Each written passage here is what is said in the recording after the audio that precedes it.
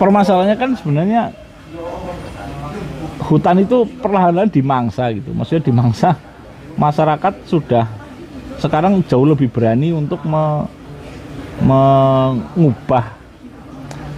bentuk hutan yang tadinya hutan rimba, terus mulai ada kapulaga di tengah-tengah gitu ya.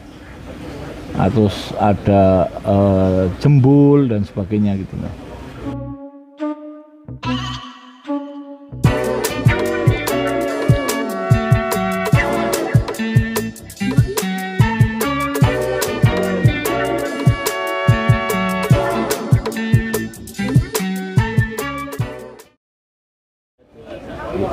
Oke, kembali lagi di Speak sana, Speak sini.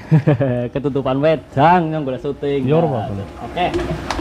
Ya, pada edisi kali ini aku bangkit ketemu dengan salah satu orang yang juga lumayan terkenal di Purbalingga ini. Insya Allah akeh banget sing kenal, terutama wong sing wilayah kota dan wilayah hutan. Ini ada Kang Opik alias Kang Taufik Katamso. Bener ya jenengannya ya? Betul. Salahnya ndelenge nang Facebook soalnya. Iya wis sesuai. Aja katon mike. Oh kayak gue ya. Ora krungu. Ya wis. Melasing pada nonton ora krungu suarane, Kang.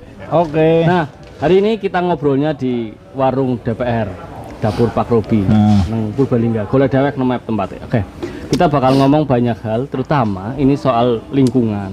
Ini Kang Opik kan saya kenal dulu sebagai salah satu orang yang menaruh perhatian betul terhadap isu-isu lingkungan, karena mungkin genune bocah gunung ya, apa jenenge ekstrakurikuler pecinta alam ya, PA bahasa keren itu. Mungkin sampai sekarang mendarah daging gitu. Nah, PA istilah ala ya. PA gue kasih ngomong PA apa ya? PA gue goblok aja. Nah ya, mengapa ya istilah apa ya? Ya, gue ganu lah, bocah kok PA banget. Iya benar. Nah, ya baik, ini sing ngomong ya nyatane nyong nang sekolah ya ora berprestasi. Iya. Kita nggak bahas prestasinya ada zaman ganu, pantan akeh banget ngomong di babagan gue. Nah, kita bakal ngomong salah satu ekosistem di lingkungan Purbalingga, wilayah Purbalingga yang mungkin beberapa bulan yang lalu naik lagi namanya. Kawasan Pegunungan Sisingamaya, istilah kerennya gitu. Nah, kita bakal ngomong itu. Nah, Kang, sebenarnya kalau kita ngomong Pegunungan Sisingamaya sing kemarin neng kanca-kanca pecinta alam juga melakukan ekspedisi gitu. Itu sebenarnya kenapa disebut Pegunungan Sisingamaya gitu. Mungkin bisa cerita Kang dari situ. Iya. Ya, moga-moga pertanyaannya orang ngel-ngel. Jadi awalnya itu sebenarnya Kang Siswandi Kastari itu kan dosen geologi. Ya. Jadi berdasarkan peta topografi, peta itu memang terlihat ini imajiner. Ya. Jadi terlihat seperti sirip gitu, sirip lah kayaknya, sirip apa sisik ya? Aku bingung gak antara sirip, tapi kayaknya sirip loh, sirip naga. Nah, kemudian dengan kepala di puncak Slamet, ekor di Karah Dieng. Nah. Berarti sekang ngulon bujur ngetan. Iya, kepalanya di puncak Slamet, ada leher, ada siripnya sampai ekornya, perut dan bagian bawah tubuh itu wilayah Purbalingga. Seperti gambarnya seperti itu. Nah, sebenarnya anggar ngomong kawasan itu sebenarnya seberapa hebat? Apa hebatnya cuma jenengannya tok atau memang sebenarnya ana sesuatu sing hebat nengono, Kang? Misalnya ana sing cerita soal unsur budaya, unsur sejarah yang sangat misterius lah bahasa kerennya. Tapi secara alam, kita ngomong secara alam lingkungan itu. Seberapa hebat ekosistem dari sisi Gunung Slamet, Gutul Dieng ini? Jadi selain hutannya bahwa di situ ada cukup banyak habitat binatang-binatang dan tanaman yang dilindungi, juga kandungan yang ada di dalam buminya gitu, ada di dalam tanahnya. Ini kan disampaikan tidak disampaikan ya, tapi intinya di sana dulu pernah rame-rame apa itu yang Nagosui itu. Oh iya. Nah itu kan dari sana juga banyak katakanlah penggalian liar di sana kan. juga unsur-unsur yang lain. Pernah ada survei yang dari Cekungan Bandung itu, ahli geologi dari ITB, saya lupa namanya. Itu pernah survei juga di sana, tapi memang mencari apa kita juga nggak tahu, ya. Okay. Bahwa kemudian ada informasi bahwa ada deposit emas di sana walaupun tidak banyak katanya gitu ya. Ada informasi juga seperti itu. Ya, aku kurang soal itu. Itu ya, benar kan? Menurut si ahli seperti itu gitu ya. Okay. Walaupun kemudian disangkal gitu ya, tapi ya wis lah. Sing nyangkal siapa ahli juga? Ini. Nah, sing nyangkal ahli juga, bener ahli juga. Iya. Ngojorkan ahli rekon komentar aja. Iya. Terus karena waktu itu memang ditunjukkan, baru pernah saya waktu itu melihat tahun 2011, baru pernah saya melihat sebuah batu yang memiliki urat emas. Ini loh bentuknya, ini ada di sungai-sungai di Purbalingga. Bahkan bisa jadi jalan-jalan di Purbalingga mengandung emas. Itu terlihat, artinya orang kudu terlihat ngeduk sedemikian rupa itu. Tidak, mestinya tidak, karena ada pernyataan berikutnya bisa jadi jalan-jalan di Purbalingga mengandung emas. Artinya itu kan dari hasil tanah, batu, pasir dan batu yang diambil dari sungai. Ya. Yang tanpa harus dengan penggalian khusus kan. Oke. Istilah geri nyerok lah, nggak ada truk kayak gitu. Seperti itu. Itu tahun 2011 saya melihat itu. Nah, batu yang berurat emas. Cuma sekian tahun kemudian entah dia lupa atau gimana katanya, oh enggak ya. Tapi bisa juga itu sebagai bentuk perlindungan bahwa jangan sampai nanti timbul kehebohan gitu. Oh. Bisa jadi seperti itu. Tapi informasi ini sudah tersebar kemana-mana kayaknya ya? Ya kan mungkin tidak hanya dari beliau gitu. Bisa jadi ada dari sumber yang lain yang mengatakan hal yang sama gitu. Termasuk cerita-cerita masyarakat setempat mengenai apa itu wiji nangka loh. Yang biji nangka. Jadi dulu saya pernah ada di Jambu Desa apa ya? Karanganyar ya? Iya. Nah, saya mampir di satu rumah itu sesepuh. Saya lupa namanya. Beliau bercerita bahwa ya ceritanya awalnya ya cerita ngalor gitu, kemudian cerita masalah suku Bijajaran. Nah, si Mbah ini menceritakan bahwa dulu entah tahun berapa ya, mungkin tahun 80-an ada orang dari Maribaya yang katanya kabur ke hutan.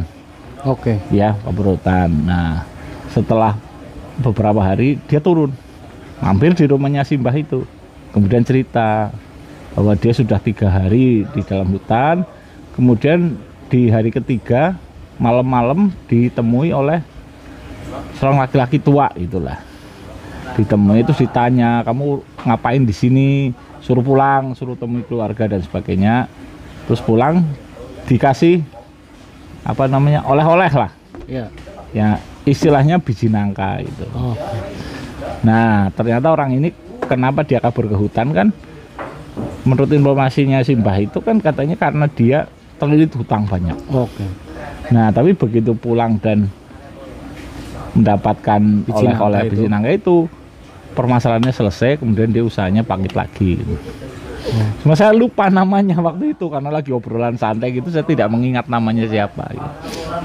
Nah, bisa disimpulkan atau kita bisa mengasumsikan bahwa biji nangka itu sanepa atau apa ya, bahasa kiasan ya. Nah, istilah tua banget tuh yang orang paham ya. Iya, jadi iya bahasa kiasan bahwa itu apa namanya, emas atau kunir gitu. Istilahnya gitu yang di sana, kalau nggak kunir ya biji nangka. Padahal biji nangka kan warnanya coklat ya. Iya. Mungkin ada nangka sing keemasan, mungkin bisa jadi. Itu istilahnya itu. Nah, cerita-cerita seperti ini kan tidak cuma 1-2, banyak kisah-kisah seperti itu. Ininya ditemui, disuruh pulang, dikasih. Nah, dengan begitu kan ada di sana memang ada deposit walaupun tidak banyak. Iya. Termasuk yang lain ya. Pernah ada laporan tentang badar besi, terus ada lagi apa itu saya sampai lupa itu namanya, yang bisa diincar orang untuk ditambang itu. Kita ngomong mineral dulu Kang Sela. Angger nang mineral berarti asumsinya kudune kan anak kajian ilmiah dan sejenisnya kan. Tapi kenapa nganti spraynya ampleng gitu?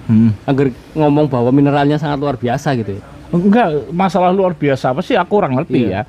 Tapi Itu bahwa ceritanya main ada banget ya gitu.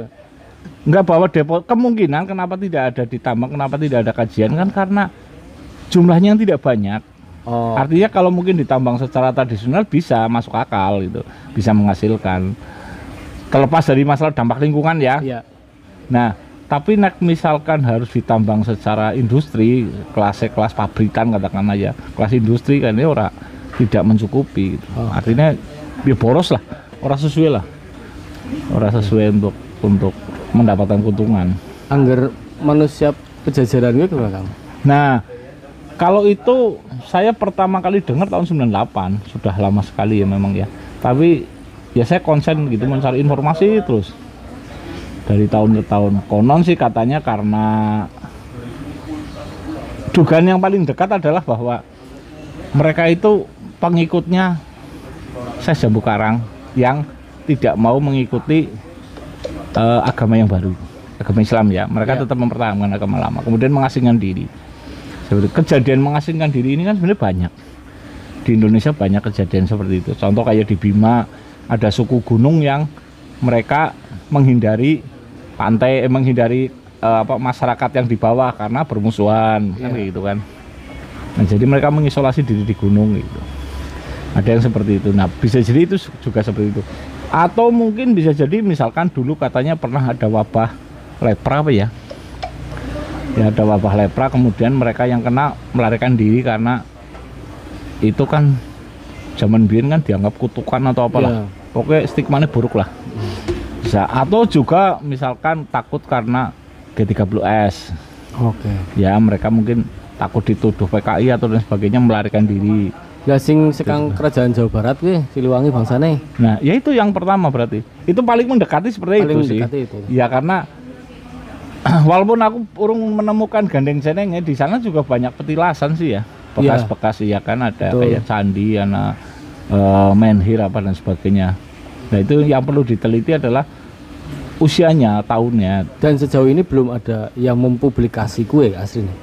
Soalnya nyong ora pernah mendapatkan informasi sing ilmiah, sing valid gitu. Asumsi-asumsi tok kan banyak. Ada beberapa ini kayaknya masa kayaknya loh.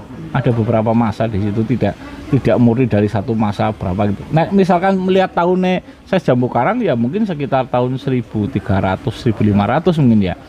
Tapi nah batu-batu itu kayaknya jauh lebih lama loh. Iya. Jadi ya ada beda peradaban. Mungkin malah orang anak gandeng cenenge gitu. Orang gandeng cenenge. Iya. Itu luar biasa. Nah, Kang, ngobrolin hutan, ini hutan lah ya, sempat singgung. Kalau kita ngomong hutan itu seberapa eksotis sebenarnya kawasan hutan kita sisi utara gitu. Jadi sih ya, menurutku terutama daerah Siregol ya. Iya. Siregol itu meliputi 4 desa itu. Makanya masih dijenengi Sigotak juga. Siregol, Argoputak itu meliputi desa Langkap, Kramat, Sirau, Jingkang. Di situ ada bentang alamnya itu ada tebing, ada sungai, terus kanan kirinya hutan lebat. Ini bagus banget, asli bagus banget. Gitu. Walaupun yang lain juga terus kemudian tidak, yang lain jelek ya enggak juga sih. Nah, luasnya kurang lebih menurut perhutani 14 ribuan, 14.000 hektaran. Itu dari timur Gunung Slamet sampai ke perbatasan dengan Banjar. Oke. 14 ribuan, kurang lebih segitu. Nah, di samping masalah bentangnya alamnya itu seperti itu, ini kan kawasan rendah sedang ya. Jadi hutan dataran rendah, dataran sedang. Kalau di Slamet kan sedang tinggi. Nah, jadi memang ada perbedaan jenis satwa, flora gitu, ada perbedaan di situ. Banyak juga yang masuk kategori dilindungi. Yang jelas sudah ada bukti fotonya itu macan tutul. Macan tutul. Ada iya, elang Jawa, owa Jawa, terus julang mas. Nah, kalau tanaman-tanamannya ada anggrek, ada andong semar dan sebagainya itu. Sing endemik apa? Yang endemik itu elang Jawa, owa Jawa yang endemik itu. Elang Jawa. Kalau anggrek banyak juga yang endemik situ. Itu. Terus permasalahannya kan sebenarnya hutan itu perlahan-lahan dimangsa gitu. Maksudnya dimangsa, masyarakat sudah sekarang jauh lebih berani untuk mengubah bentuk hutan yang tadinya hutan rimba, terus mulai ada kapulaga di tengah-tengah gitu ya. Nah, terus ada jembul dan sebagainya gitu. Kopi termasuk gitu. Di hutan lindungnya gitu. Sebenarnya sih kalau misalkan di hutan produksi gitu sih ya nggak apa-apa lah, tapi kalau di hutan lindung sayang sebenarnya. Karena juga akan mengganggu habitat yang lain kan. Nah, terutama itu misalkan elang, dia butuh pohon-pohon yang besar itu untuk bersarang. Misalkan pohon pusa, pohon rasa mala gitu yang memang tinggi-tinggi ya. Di samping untuk bersarang, dia kan apa ya? Jadi elang itu kan berat ya. Ya. Kalau misalkan dari bawah itu mengangkat tubuh dia akan sulit, tapi kalau dari atas kan dia menjatuhkan diri. Seperti menjatuhkan diri terus terbang kayak gitu loh. Dapat anginnya itu. Iya, betul. Ya. Dia memanfaatkan udara termal sih. Memanfaatkan termal. Jadi kalau misalkan, makanya kita sering lihat kalau ada elang terbang keliling-keliling tanpa mengepakkan sayap, itu kita bisa menduga bahwa di bawahnya itu ada daerah yang terbuka. Bisa lapangan, bisa sawah, karena panasnya kan naik ke atas. Nah, panasnya itu yang bisa menopang dia untuk terbang dengan hemat gitu, tanpa harus mengepakkan sayap. Itu bisa dipakai juga untuk para pendaki yang tersesat di hutan. Kalau lihat elang muter-muter tanpa mengepakkan sayap, di bawahnya ada tempat terbuka, kan bisa kampung, bisa sawah ya kan, atau ladang atau. Nah, anggar kerungu cerita soal elang Jawa kan, ceritanya juga nggak semuanya indah lah ya, beberapa perburuan dan sejenisnya. Iya. Owa Jawa juga gitu Kang. Iya. Semuanya, saya berapa kritis agar ngomong satwa-satwa di daerah itu sih.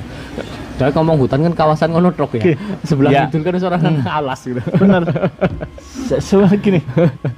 Ini pemburu ya. Ya maksudnya kayak gini, bahwa apalagi sekarang kan marak sekali orang punya senapan angin ya. Ya kan, gampang banget artinya di marketplace itu kita mau beli yang seperti apa itu tersedia, pilihannya banyak sekali. Nah, termasuk yang model yang pakai gas. Ya. Itu kan sanggup untuk membunuh babi hutan. Ya. Nah, sekarang ini masalah perburuan berkaitan dengan babi hutan. Lah sampai tahapan itu masih bisa ditoleransi bahwa babi hutan merusak, katakanlah ya, merusak perkebunan gitu, seperti itu, terus perlu dikendalikan. Nah, permasalahannya itu ya, yang namanya pemburu, mindsetnya pemburu itu datang jauh-jauh dari kota ya, sudah menyiapkan bekal apa dan sebagainya, sampai di sana zong, tidak ketemu babi hutan, tapi ketemunya monyet, ketemunya kijang. Apa mau diem saja? Saya nggak yakin loh. Atuh ya, bali tangan kosong ya. Apa maning baru kijang ya. Nah itu loh, justru itu yang menjadi kita jadi miris itu seperti itu. Dugaan saya ya, bahkan kalau saya sendiri seorang pemburu, ya masa sih Bali nggak tangan kosong sih? Iya. Ya kan, mestilah anak kijang tembak, anak apa tembak. Nah itu loh. Jadi ya memang perlu regulasi yang harus sangat keras ya, bisa dikatakan sangat keras, termasuk harus melibatkan perbakin dan sebagainya, dimana harus ada pengawas gitu. Artinya kalau memang tidak mendapatkan babi hutan, ya sudah pulang. Jangan dianggap bahwa itu sebuah kegagalan gitu. Pulang, cari waktu lain gitu. Itu yang saya khawatirkan itu seperti itu. Belum lagi yang berburu burung ya, awalnya burung, nanti burung nggak ada bajing ditembak ya kan, bisa juga. Macam-macam lah. Tapi yang harus saya ngomong satwa endemik kayak owa, elang Jawa lah ya, itu kan dua yang paling terkenal lah ya. Gitu. Gue secara populasi wis drastis Kang. Ya drastis banget. Karena hutannya makin sempit, otomatis gitu ya. Terus mereka kan juga butuh area apa namanya, intinya butuh ruang lah, pasti ada hitungan rasionya. Misalkan contoh kayak macan tutul itu paling tidak 1 ekor butuh sekitar 15 ribuan. Oke, daya jangkau. Daya jangkau Itu ya, aktivitas mereka harian seperti itu. Ya. Sama elang juga seperti itu. Jadi kalau kemudian katakanlah sarangnya mereka masih ada, tapi daerah pencarian mangsanya nyempit, ya kan akhirnya mereka masuk kampung. Dan itu sudah terjadi. Ya sudah, sebenarnya dari dulu pun sudah seperti itu. Iya. Dari dulu kan pas kita kecil kan kita sering lihat Dok Jali Iya. ngincer anak ayam gitu kan. Iya. Sampai jadi cerita buku cerita anak-anak kan. Nah, gitu. Sekarang juga ya sama kayak gitu. Cuma masalahnya malah sekarang justru makin tidak ada burungnya karena ya sarangnya udah nggak ada, mereka tidak bisa mendapatkan sarang yang sesuai gitu. Tidak bisa bereproduksi. Iya betul. Kan Kembang syaratnya itu biaknya nggak harus jadi ya. harus pohon yang tinggi, yang besar. Mungkin di Gunung Slamet masih mewakili ya, masih representatif karena di sana masih ada daerah-daerah yang memang sulit dijangkau. Ya. Berarti kritis ya kritis itu. Ya kritis. Tapi anggar kayaknya awam kan. Keberadaan satwa semacam itu sebenarnya dampaknya ngapa? Mengingatkan pertama nang hutan itu kan. Terus kemudian dalam rantai makanannya kayaknya ya orang anak hubungannya dengan peradaban manusia nih misalnya gitu. Sebenarnya apa sih efek atau keberadaan dari owa lah atau misalnya elang Jawa atau hewan apapun yang kemudian berkurang drastis. Anggar babi kan genah ya.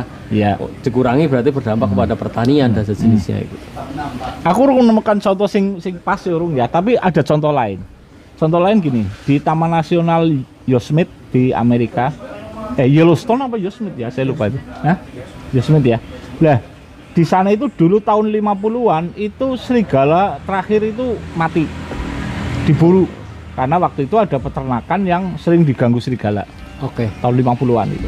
Nah, dalam jangka waktu 20 tahun sungai Yellowstone apa ya, sungai apa itu berubah arah. Belok. Sungainya berbelok. Karena apa? Jadi waktu itu karena serigalanya tidak ada, rusa setempat, rusa endemik setempat itu tumbuhnya luar biasa. Populasinya luar biasa sampai apa namanya tanaman-tanaman itu tidak bisa bertunas karena habis dimakan. Oke. Habis dimakan, maka jadi pohon yang sudah ada, yang sudah tinggi ya bertahan, tapi yang tunas-tunas baru tidak ada karena habis dimakan itu. Nah, itu menyebabkan perubahan bentuk sungai. Yang tadinya lewat sini pindah sana dan sebagainya. Itu pasti akan berdampak juga. Satu itu. Yang kedua, tahun 50-an juga itu kemudian normal ya setelah ada ditaruh sekelompok serigala lagi tahun 75-an.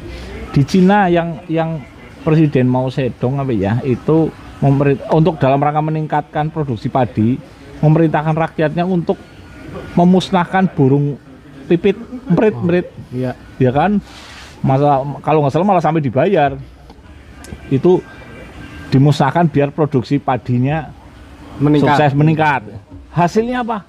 Gagal total malah produksi padi. Karena begitu tidak ada burung pipit, musuh alaminya itu kan tidak ada yang mengendalikan. Serang itu Mas. Iya.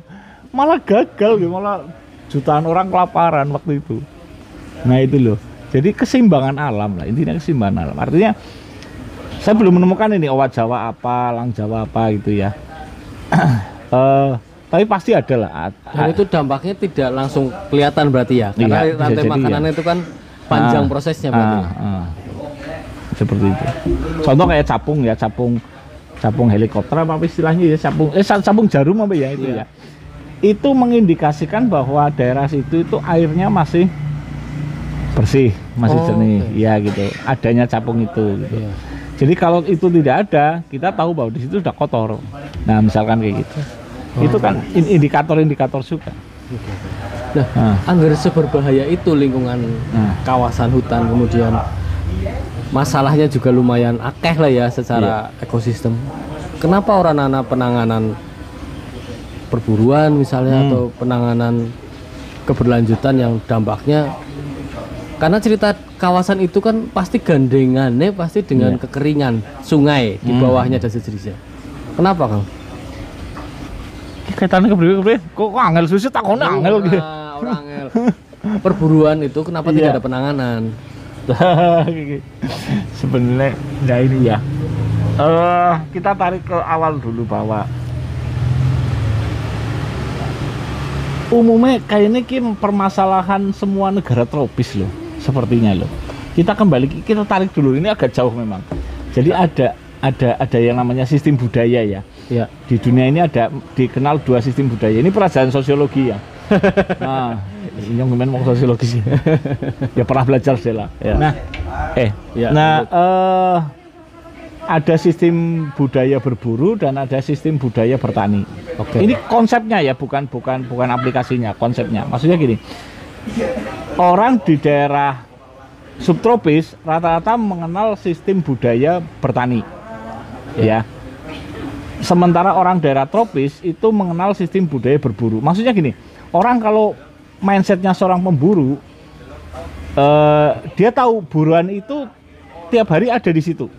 Jadi kalau hari ini saya tidak persiapan dengan baik, panah saya kurang tajam, busur saya kurang kuat, atau saya belum akurat dalam membidik gitu ya, tidak apa-apa. Toh besok mangsanya masih ada di situ, nggak kemana-mana. Jadi intinya adalah kesalahan adalah sesuatu yang bisa ditolerir dalam sistem budaya berburu. Beda dengan sistem budaya bertani. Kalau hari ini saya salah memilih benih, salah menanam, salah menghitung hari untuk menanam dan sebagainya, 3 bulan lagi saya mati kelaparan. Oke. Ya, nah itu ini konsep loh ya, bukan bahwa orang sana bertani semua, orang sini berburu semua, enggak. Ya. Kita kan negara agraris gitu ya. Nah, oke. Dari konsep itulah makanya orang sana itu lebih prepare dalam menghadapi sesuatu. Contoh bangun rumah ya harus kayu yang kuat. Karena apa? Untuk menghadapi musim dingin. Ya. Nah, kalau di sini cukup pakai bambu kayak gini aman. Ya, karena nggak ada salju yang setebal setengah meter. Kalau di sana bangunan kayak gini, dia beku. Ya kan? Dia kau kayak gitu turun nyaman-nyaman baik. Di sana nggak bisa, harus tebal, harus kuat, harus kokoh gitu. Jadi mereka sudah terbiasa berpikir jangka panjang. Oke. Ya, jadi aku harap kayak gini. Kedepannya bakalan kepriwe. Kayak. Nah, ya aku juga sering cerita karo kanca-kanca. Yang menarik bahwa contoh perbedaan kita dengan yang luar. Kita ramah ya. Sesama orang sering kita tanya ketemu teman lama, kepriwe kabare? Mari ngendi? Lagi jalan takone, mari ngendi gitu ya. Terus ora ketemu ya, wis bocah purung gitu kan. Terus akhirnya hal-hal yang pribadi kan, anaknya pira, wis gede purung, wis sekolah ya, akhirnya kan. Kalau di luar kan itu hal yang dibenci. Ya kan? Dibenci, urusan pribadi. Mereka nggak ramah. Privasi. Iya, mereka nggak ramah. Memang benar. Kita ramah sekali. Cuma bedanya mereka itu kalau untuk urusan kepentingan bersama mereka aware. Oke. Ya, kalau di sini kita lihat di jalan orang buang sampah itu kita cuek aja kan. Ada melanggar apa lalu lintas atau apa kita cuek. Misalnya orang nembak burung apa di jalan kita juga cuek aja, urusanmu. Kita nggak berani mencampuri urusan itu. Beda di sana enggak. Jadi pernah ada kejadian ya waktu itu di stasiun itu stasiun di luar di Jerman itu ada stasiun yang di luar ruangan ada 3 pilar, stasiun kecil lah. Di pilar yang pertama ada asbak, ada tempat buat rokok ya, di tengah kosong, di kanan ada. Waktu itu saya berada di tengah ngerokok, tiba-tiba dipanggil sama orang penduduk lokal, dipanggil. Saya suruh ngerokoknya ini baik, ngonek ora kok di penjara gitu. Lah apa dia urusannya sama saya coba? Iya. Ya kenal ora. Saya dari negara antah berantah. Kok ya dia sempetnya memanggil sini gitu. Maksudnya aja udit nengko kok di penjara. Padahal yang di penjara juga kayak orang rugi ya. Iya. Lah bedanya gitu. Mereka ada saling apa ya? Mengontrol lah. Ada kontrol. Kita kan enggak. Kita seolah-olah kalau ada orang contoh di lampu merah, yang melanggar lampu merah lebih galak daripada yang mengikuti lampu merah, yang mengikuti aturan. Iya. Pernah? Ya. Ya kan, ngene sijo, ngene abang, ngene terobos tapi malah kayak sing galak kalau ngene sing ngalah iki kan. Ya begitu. Malah sudah Dan sampai itu berdampak kepada bagaimana kita menangani krisis lingkungan.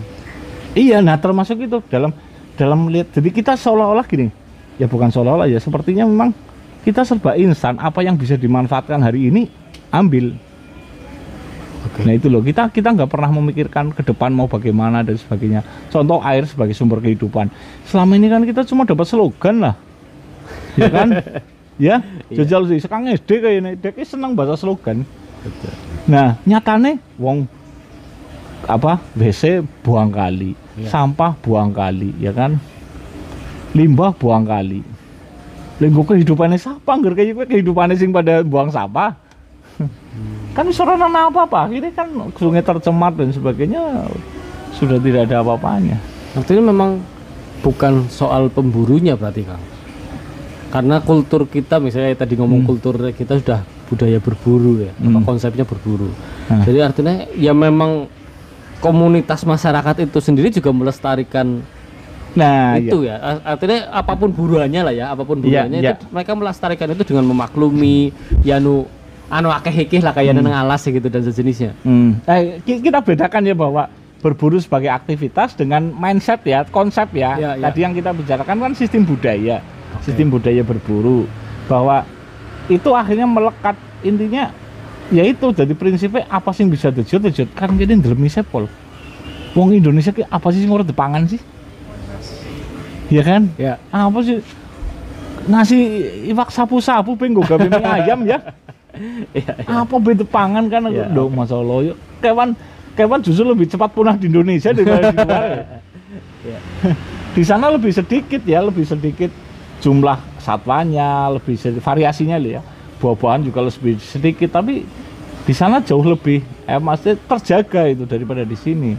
Di sini sudah banyak jenis varietas yang sudah punah, termasuk satwa ya, banyak yang sudah punah. Ya karena perilaku itu, selama masih bisa diembat aja gitu. Karena gitu. Wah banget ya Kang ya. Manusia Indonesia ini wagu banget ya. Tropis lah ya. Saya tidak menyebut hanya Indonesia tidak, tapi umumnya negara tropis seperti itu. Coba lihat negara tropis yang sugih kan kayak di Singapura tok. Sebenarnya dia bukan sugih karena alamnya ya. Justru karena Singapura tidak punya apa-apa kan. Orang duwe banyu impor, sekarang Malaysia listrik impor. Betul. Tapi justru karena tidak punya apa-apa, mereka malah jadi negara maju, gitu. Aneh malah. Kita yang punya apa-apa ya, malah ya bahasa halusnya negara berkembang, bahasa halusnya. Nah, Kang, aku bikin nyinggung soal banyu ya, misalnya. Kenapa hutan kita itu, apakah hanya karena konversi lahan dan kawasan itu kemudian semakin banyak daerah kekeringan gitu. Sementara tadi kita juga diskusi penanganan kita terhadap isu kekeringan juga yang nggak keren-keren amat ya dari tahun ke tahun gitu. Problemnya apa Kang? Daerah utara itu yang biasanya iya. Sisi pentingnya daerah utara adalah bahwa gini. Sebenarnya kita punya banyak sungai yang masuk ke Purbalingga ya, yang itu yang menopang kehidupan masyarakat Purbalingga. Jadi yang bersumber dari pegunungan dari Gunung Slamet ya. Dan satu dari pegunungan Serayu Utara, namanya Serayu Utara, nama resminya ya. Nama resminya Serayu Utara. Serayu Utara. Berarti anak Serayu Selatan. Lah mungkin gitu pegunungan yang daerah Buntu kayak. Nah itu kan juga itu sama sih kan? Ya. Betul. Nah hanya saja yang dari Gunung Slamet sebagian besar mengalir ke selatan, artinya ke arah Banyumas. Oke. Lebih banyak ke arah sana. Ada 1-2 yang ke kita, tapi lebih banyak ke arah selatan. Nah, artinya sebenarnya lebih banyak sungai yang berasal dari pegunungan sisi utara itu. Pernah teman-teman itu mendata dari Bobotcari sampai Rembang, itu ada 19 sungai yang melewati jalan itu. Yang membujur ke selatan. Ya, membujur ke selatan. 19 ya. Nah, padahal sampai di jembatan itu sebelumnya ada beberapa sungai yang bergabung. Ya. Jadi lebih dari 19 gitu ya, pasti. Nah, itu semua akhirnya sebagian besar menyatu ke Kali Klaming. Oke. Nah, itu kan dari sana ditopang oleh daerah sana. Nah, kalau kemudian wilayah itu rusak, ya akan berdampak kan di bawah kan. Jelas debitnya tidak akan stabil, misalkan musim kering terlalu sedikit airnya, sementara musim hujan akan berlimpah-limpah gitu. Ya. Yang diharapkan kan stabil lah, perbedaannya nggak terlalu banyak. Sekarang kondisinya sebenarnya seberapa parah anggar ngomong parah? Nah, sekarang daerah sana yang katakanlah dekat hutan ya, yang mesinnya turah-turah banyu, sudah mulai banyak yang kekeringan.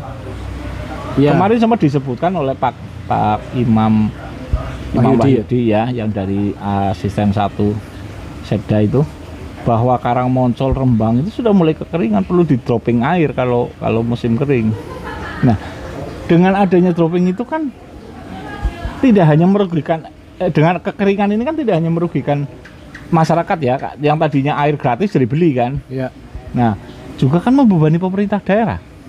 Harus ada anggaran tiap tahun.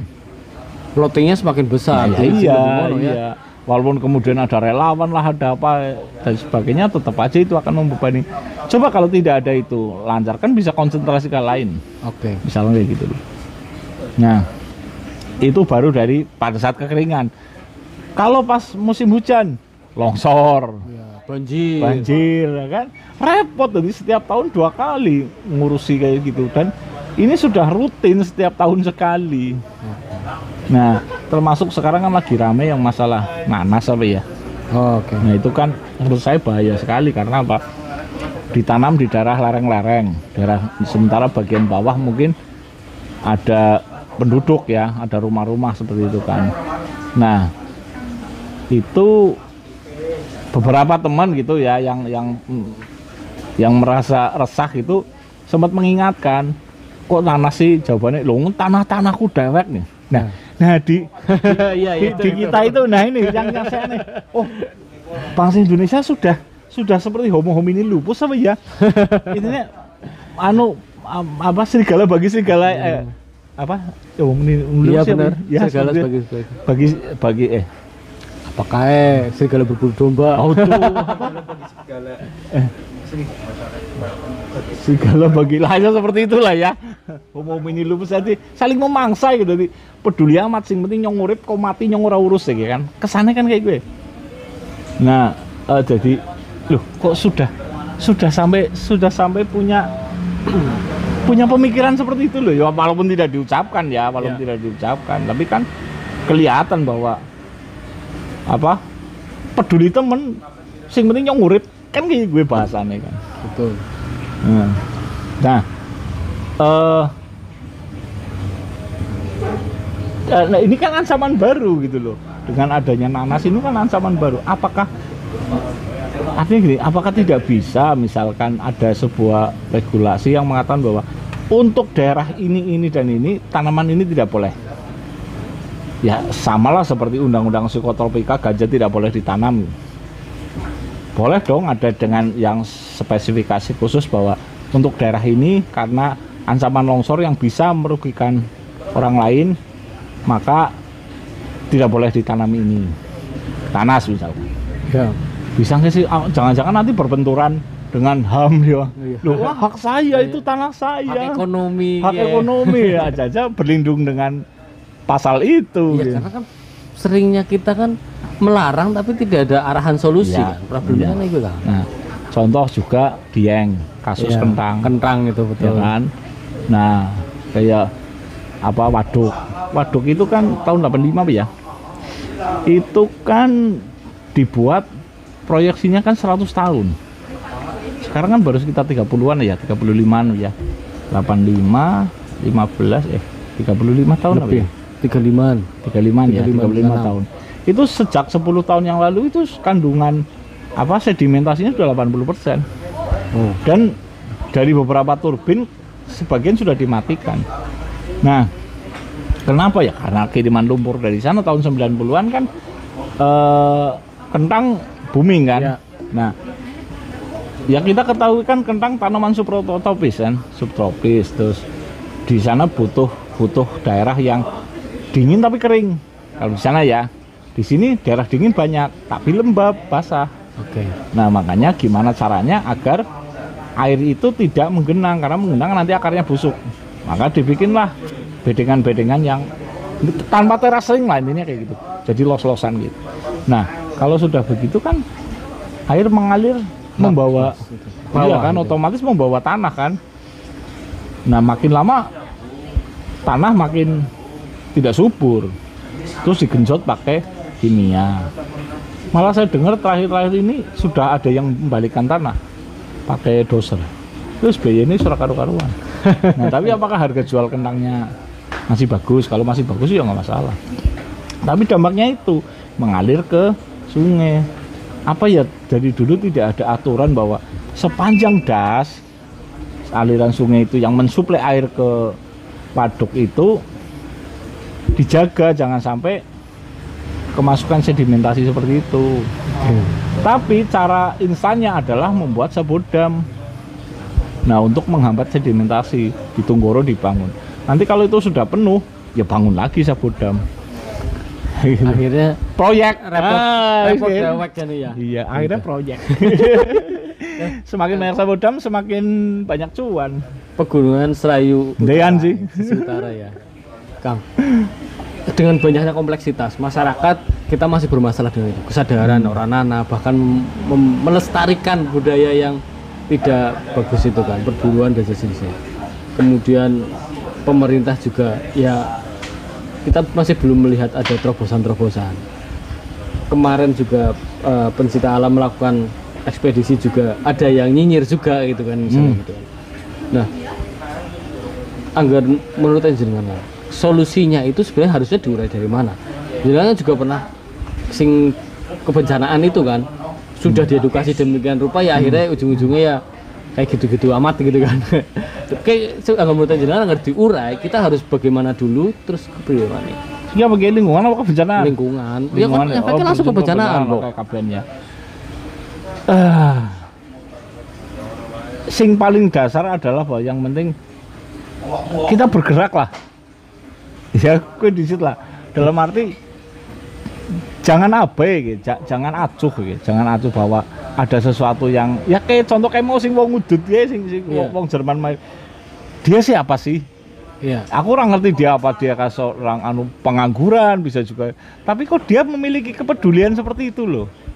Nah, harapan saya seperti itu bahwa ada kepedulian, yuk kita bergeraklah dari hal yang sepele, bahwa kemudian urungan ada dampaknya atau belum kelihatan ya nggak apa-apa. Ini memang bukan permasalahan yang bisa diselesaikan dalam 1-2 jam. Jelas ada banyak sekali kepentingan di situ yang berbenturan, terutama itu masalah ekonomi kan.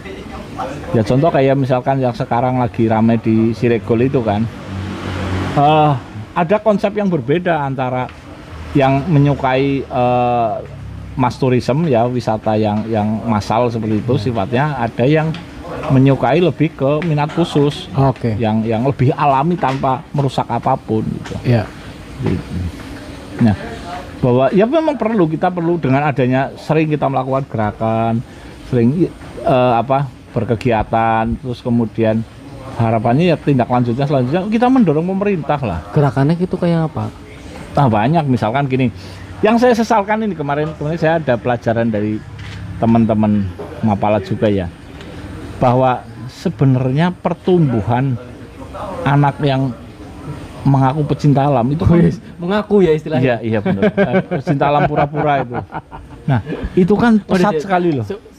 Ciri-cirinya apa, Kang? Mengaku pecinta alam. Lah yang ngaku slayer biasanya. Slayer Umumnya ngaku slayer di seragam seperti itu kan. Siap. Nah, itu banyak pertumbuhannya banyak, baik yang di sekolah maupun yang di tingkat kampung gitu ya. Sekarang banyak yang instan gitu loh. Akibat sing instan dalam arti ya asal ketemu yuk gawe seragam munggah gunung seperti itu. Orientasinya munggah gunung petualangan. Penikmat alam gitu. Betul, lebih ke penikmat alam. Nah, ini ya PR juga buat kita bahwa pelan-pelan kita ajak mereka untuk ayolah aja cuma memikirkan petualangan ini, tapi bagaimana agar tempat kalian bertualang itu bisa bertahan lestari gitu loh, maksudnya bisa lestari gitu. Jadi tidak hanya kalian yang bisa menikmati, tapi suatu saat kita bisa bernostalgia di tempat yang sama dengan kondisi yang masih sama, itu maksudnya loh.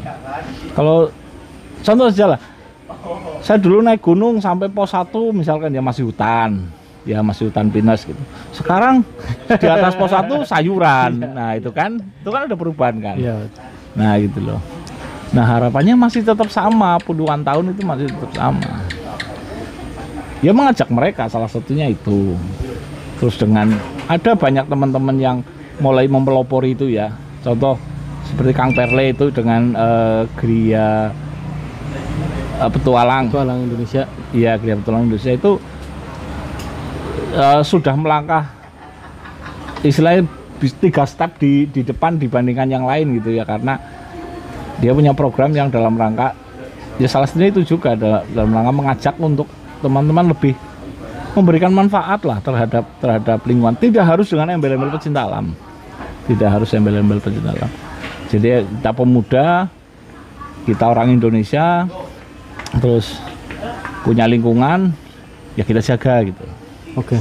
Nah, nyenggol Sisik Kang. Kemarin kan ekspedisi itu ya, ekspedisi Sisik Naga ya itu. Terus kemudian ada yang berpendapat bahwa apa dengan melakukan ekspedisi kemudian berdampak terhadap perubahan lingkungan kita.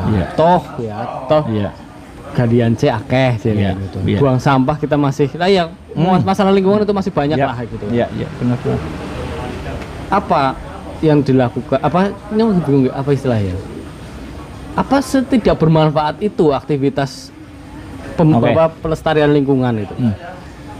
Jadi kan ya seperti tadi yang saya bilang, permasalahan ini tidak 1-2 jam selesai ya, permasalahan lingkungan ya. Kemudian bahwa permasalahan lingkungan itu banyak. Ya gua ada galian C, ada limbah industri, ada ya macam-macam banyak kan gitu. Nah, dan kalau saya pribadi atau teman-teman juga pasti memiliki banyak keterbatasan kan. Nek ana wong kok anu wong ki ya misalkan ada orang yang kemudian menanyakan, kamu berbuat apa untuk lingkungan? Bayangannya nyong ya kepengen jadi kayak Tony Stark apa? Anaknya Tony Stark siapa? Iron Man. Iya, Iron Man Batun ya. Oh enggak sing lanang apa Tony jenenge? Tony Stark. Iya, Tony Stark Iron Man. Lah ngeramane? Sing pertama Kralen jenenge. Nah, si Tony dah. Dia kan wis sugih ora lumrah, pintere seporete ya kan. Nyok kepengennya dadi kayak gue, dadi bisa memberikan solusi sing langsung tepat sasaran, tapi nyatanya kan kita semua enggak seperti itu. Bukan manusia kaleng ya. Iya. Kita punya banyak keterbatasan itu loh. Jadi daripada oke lah kritik, kita terima kritik. Ayo kita bagi tugas saja. Kalau kemudian kok nggak ngurusi limbah? Oh ya saya lupa. Bagaimana kalau kamu ngurusi bagian limbah, saya bagian hutan misal gitu. Atau kamu bagian, kita bagi tugas gitu. Nah jadi orang cuma sekedar ngeritik, tapi kamu sendiri nggak berbuat apa-apa kan lucu. Seolah-olah lah anak nyong Superman orang masalah, silakan tuntut semuanya nyong Superman iki nyong sanggup kabehan iki ya. Kan tidak. Dan kita juga berangkat dari relawan. Artinya kadang rela, kadang melawan gitu ya. Nek orang duwe sangu ya ora mengendi-endi. Artinya upaya apapun dalam perspektif pelestarian lingkungan pasti berdampak. Pasti berdampak, ada dampaknya. Entah kecil entah besar pasti ada. Begitu. Nah, apapun ya, meskipun sekedar kayak tadi mengingatkan, kemudian benar-benar menjadi pencinta alam gitu ya. Artinya gini, contoh ya, dari hal kita sering ngobrol aja dengan masyarakat tepian hutan ya, yang tadinya dulu menganggap bahwa mereka tidak peduli dengan hutannya, tiba-tiba jadi mikir, oh iya aja tembak ya mas, iya soalnya kena wisata pengamatan burung, nah itu loh. Iya, betul. Kan sekarang ada seperti itu, bird watching.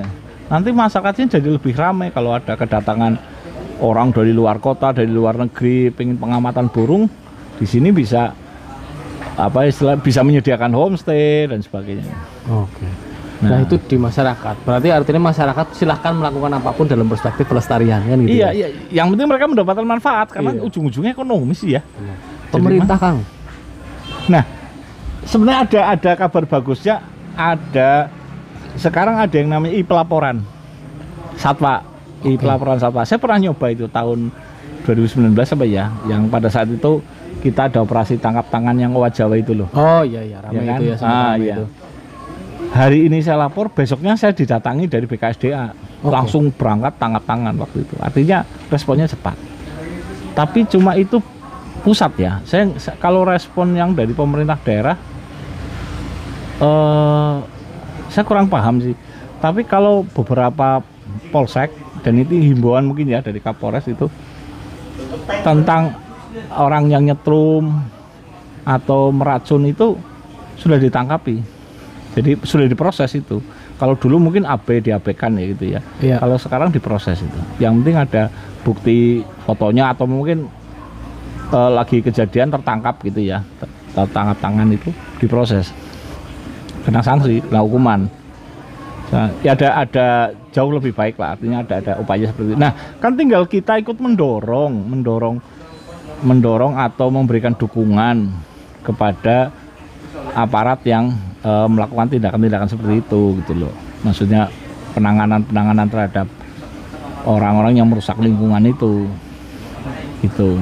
Jadi jangan diam-diam saja orang kayak ngono is jurnal bae ngono wis sesuai kerjanya memang kayak enggak lah. Kita ya pada sama kayak kalau kita punya anak ada peningkatan itu ya kita puji gitu kan ya kan. Ih udah bisa jalan misalnya kayak gitu. Nggak mau. Berarti artinya memang kalau di level pemerintah kabupaten lah ya kita ngomong skala itu berarti tinggal bagaimana menghadirkan kebijakan yang menyokong kebijakan di pusat. Sebenarnya kan sudah perangkatnya sebenarnya mungkin sudah ada ya, tinggal diperkuat aja ya. Nah, iya, ya kan banyak lah misalkan itu ya tadi satwa, kaitannya dengan satwa, kaitannya dengan perlindungan hutan. Nah kemarin yang sempat dibahas di BPBD itu tentang perda ya kita mau mengusulkan itu ya, kita mau mengusulkan tentang perda perlindungan mata air.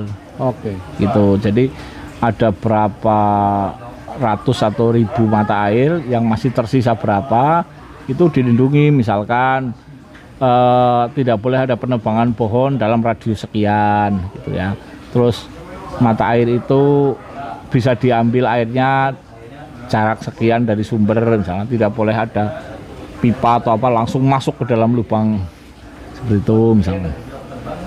Ya termasuk ya ini jangan dirusak lah, ini dijaga lah. Itu memang perlu diatur dalam sebuah perda.